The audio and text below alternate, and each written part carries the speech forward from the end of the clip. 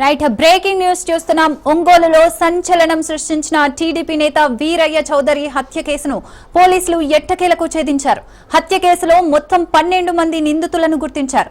వారిలో 9 మందిని అరెస్టు చేయగా మరో 3 నిందితులు పరారీలో ఉన్నారు. ప్రస్తుతం మిగతా నిందితుల కోసం పోలీసులు గాలిస్తున్నట్లు వెల్లడించారు.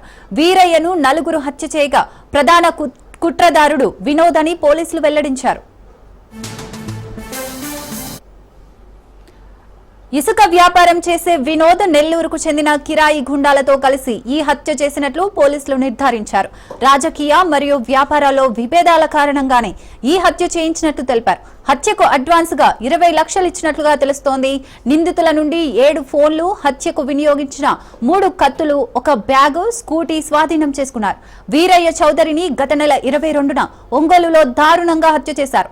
ఆయన శరీరంపై ఏకంగా 50 కత్తిపోట్లను గుర్తించారు పోలీసులు.